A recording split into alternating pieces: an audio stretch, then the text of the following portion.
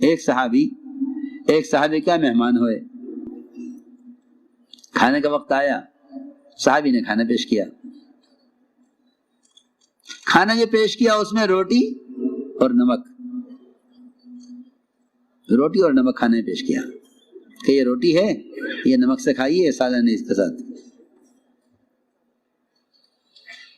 ٹھیک ہے، کوئی بات نہیں، صحابی نے اشارہ بھی نہیں کیا اس طرف کہ کھانے میں سالن ہونا چاہیے، ٹھیک ہے، کیونکہ حدیث میں آتا ہے کہ جو مہمان میزبان کے کھانے کو حقیر سمجھے وہ بھی ہلاک ہو گیا، اور جو میزبان مہمان کے سامنے پیش کیا والے کھانے کو حقیر سمجھے وہ میزبان بھی ہلاک ہو گیا۔ دونوں کی ہلاکت ہے کہ نعمت کو حقیر سمجھنے کی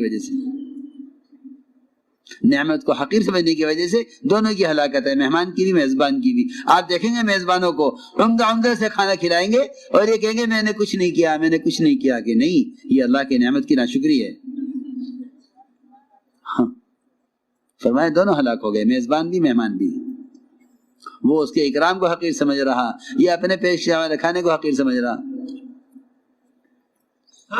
جب کھانے بیٹھے مہمان تو نمک سے روٹی کھاتے ہوئے کہنے لگے کہ اگر پودینہ ہوتا، مہمان نے کہا کہ ایک پتا پودینے کا رکھتے روٹی میں تو کچھ ذائقہ آ جاتا۔ میزبان نے کہا میں بھی لاتا ہوں پودینہ، پیسے تھے نہیں پاس، کیا کروں کہ کوئی چیز لوں گھر سے، سبزی والے کے یہاں گروی رکھوں اور اس سے پودینہ لے آؤں۔ چنانچہ روایت میں ہے انہوں نے اپنے گھر کا لوٹا لیا اور وہ سبزی والے کے یہاں گئے، اس سے کہا کہ لوٹا تم رکھ لو، مجھے پودینہ دے دو۔ اس نے پودینہ دے دیا تو مہمان نے پودینے سے اور نمک سے روٹی کھائی۔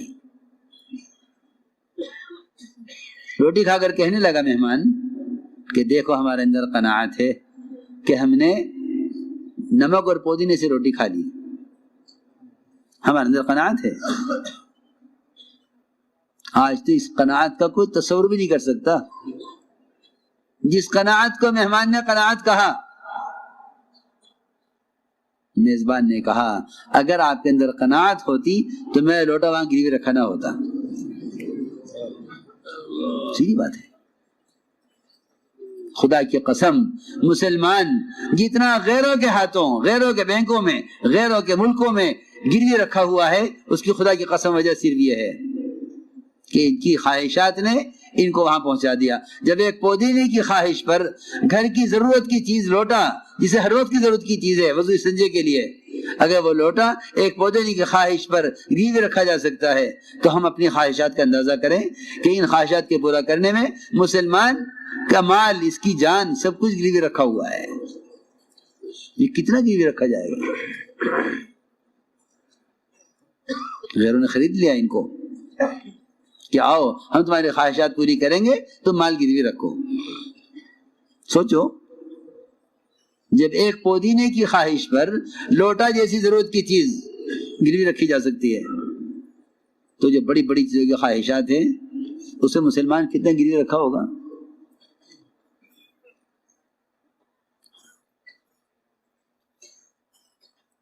تو میں عرض کر رہا تھا کہ قناعت اسے کہتے ہیں کہ ضرورت کے پورا نہ ہونے پر شکایت نہ کرے، اس کو قناعت کہتے ہیں۔ عمر رضی اللہ تعالیٰ عنہ نے یہ کہہ کر ہاتھ روک لیا کہ تم نے 2 کھانے جمع کیے ہوئے ہیں۔ عبداللہ بن عمر نے عرض کیا مومنین ایک ہی تو کھانا ہے۔ فرمایا گوشت مستقل کھانا ہے، گھی مستقل کھانا ہے۔ بیٹے نے کہا جتنے کا روزانہ گوشت آتا تھا اسی میں سے پیسے بچا کر 1 ہی درہم کا گوشت اور گھی دونوں چیزیں آ گئی ہیں۔ فرمایا پیسہ کم خرچ ہوا ہے زیادہ ہوا، سوال اس کا نہیں ہے، سوال اس کا ہے کھانا ایک ہے یا 2 ہیں۔ یہ کہہ کر عمر رضی اللہ تعالیٰ عنہ ایک لقمہ لے کر اٹھ گئے اور یہ کہہ کر گئے کہ اے عبداللہ مجھ سے پہلے 2 ساتھی میرے گزرے ہیں، محمد صلی اللہ علیہ وسلم اور ابو بکر صدیق رضی اللہ عنہ، اگر میں نے ان کا طریقہ چھوڑ دیا تو میں ان سے مل نہیں سکوں گا، میں ان سے مل نہیں سکوں گا، اور میری کوشش یہ ہے کہ میں وہاں جا کر ملوں جہاں میرے دو ساتھی گئے ہیں۔ ان سے ملنے کے لیے وہ راستہ مجھے پکڑنا پڑے، وہ راستہ تھام کر رکھنا پڑے گا جس راستے سے وہ گزرے ہیں۔ عبداللہ بن عمر نے عرض کیا مومنین آج تو کھا لیجئے، آج کے بعد کبھی ایسا نہیں ہوگا۔ حضرت عمر نے فرمایا جب ایسا نہیں ہوگا جب کھا لیں گے۔ یہ تھی بات، ساری بات میں نے سمجھانے کے لیے عرض کی ہے کہ مسلمان کو اس کے دین سے ہٹانا یہ تو ناممکن بات تھی، ناممکن بات تھی۔ اللہ تعالی مسلمان کو اس کے دین پر چلنے میں جو اثر مدد فرماتے تھے وہ اس پر فرماتے تھے کہ یہ دین کو قائم کرنے کی محنت میں لگا ہوا ہے۔ ان تنصروا اللہ ینصرکم ویثبت اقدامکم، اصل بات یہ تھی۔ اس لیے تمام غیبی نصرتیں مسلمان کے دین پر چلنے کے لیے اللہ رب العزت نے وہ تمام غیبی نصرتیں دعوت پر رکھی ہیں۔ آپ ذرا غور کریں، صحابہ کی سیرت پڑھا کریں، تبلیغ کوئی تنظیم نہیں ہے، یہ امت کا وہ بنیادی وظیفہ اور فریضہ تھا جس پر اس امت کو افضل امت قرار دیا گیا تھا۔ انفرادی دعوت، ایک ایک کے پاس خود چل کر جانا۔ اس لیے میں نے عرض کیا کہ جو مدد اور نصرت دعوت پر ہے، یہ بھی یاد رکھنا، کرامتوں افرادی عبادات سے کرامتیں ظاہر ہو سکتی ہیں لیکن نصرت نازل نہیں ہو سکتی۔ نصرتیں جو ملیں گی وہ دعوت پر ملیں گی، کرامتیں انفرادی اعمال پر، نصرتیں اجتماعی اعمال پر۔ آپ دیکھیے صحابہ کی سیرت اٹھا کر، جتنی بھی صحابہ کی اجتماعی مددیں ہوئی ہیں وہ ساری مددیں اللہ کے راستے کے خروج اور دعوت پر ہوئی ہیں۔ حضرت جابر کے یہاں کھانا پورے مدینہ نے کھایا، اس لیے کہ خندق میں سب جمع تھے۔ غیبی نصرت جسے کہتے ہیں، غیبی نصرت جسے کہتے ہیں اللہ تعالی کی طرف سے وہ واقعات پیش آئیں جس سے غیر اسلام کو سمجھیں۔ دیکھو غور سے سننا، حضور اکرم صلی اللہ علیہ وسلم کی جو سب سے بنیادی سنت اور سب سے بنیادی کام تھا وہ یہ کہ آپ کسی انسان کا درجہ اس سے کم نہیں سمجھتے کہ آپ اس کو دعوت دیں، خود چل کر دعوت دیں۔ اس لیے کہ دیکھو یاد رکھنا بات ہماری، جس کے لیے اللہ نے ہدایت مقدر کی ہے اس کے لیے ہدایت مل کر رہے گی اس راستے سے، اور جس کے لیے اللہ کے یہاں ہدایت مقدر نہیں ہے اس کا احکام شریعت کی لائنوں میں اور طریقوں میں رکاوٹ بننا اللہ تعالی اس کو راستے سے ہٹا بھی دیں گے۔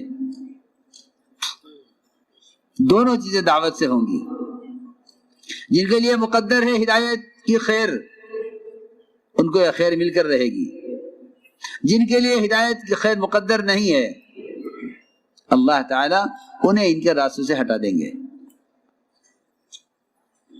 جی ہاں، یہ پکی بات ہے۔ صحابہ کے قصے پڑھا کرو دعوت کے،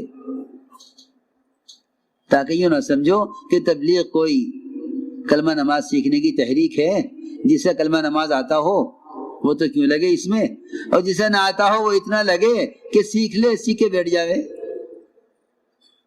نہیں، دین پر چلنا مستقل حکم ہے، دین سیکھنا مستقل حکم ہے، اللہ کے راستے میں پھرنا دعوت دینا مستقل حکم ہے۔ جی ہاں، تبلیغ کوئی دین سیکھنے کی تنظیم نہیں ہے، مستقل امر ہے اللہ کا، دعوت دینا مستقل امر ہے۔ داعی اول خود اللہ تعالی ہیں، واللہ یدعو الی دار السلام، فرماتے تھے اللہ تعالی خود داعی اول ہے، وہ بلا رہے ہیں۔ جی ہاں، اللہ خود داعی ہیں، اللہ داعی ہیں، انبیاء کو بلانے کے لیے بھیجا ہے، اور جنت دسترخوان ہے، یہ بھی ایک حدیث میں ہے کہ اللہ داعی ہیں، جنت دسترخوان ہے، بلانے کے لیے انبیاء کو بھیجا ہے۔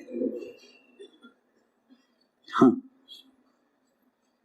تو میں نے عرض کیا کہ اللہ تعالیٰ کی جو غیبی نصرتیں ہیں، وہ غیبی نصرتیں خود جا کر دعوت دینے میں ہیں۔ حضور اکرم صلی اللہ علیہ وسلم نے سفر ہجرت میں مشورہ کیا کدھر سے چلے۔ آپ کا سفر ہجرت اول تو جن حالات میں ہو رہا تھا آپ جانتے ہیں، کس خوف میں، کن حالات میں آپ نکلے، آپ کے پکڑنے کے لیے اور آپ کو گرفتار کرنے کے لیے ہر طرف گھوڑے دوڑے ہوئے تھے، انعامات کے اعلانات ہو رہے تھے، انعامات ملیں گے، کوئی پکڑ لائے۔ ان حالات میں بھی میری بات توجہ سے سنو، ان حالات میں بھی آج کل خیال کیا ہے لوگوں کا، میاں کریں گے کام، دیں گے دعوت، مگر ابھی حالات ٹھیک نہیں ہے، ابھی ٹھہر جاؤ، ابھی موقع نہیں ہے۔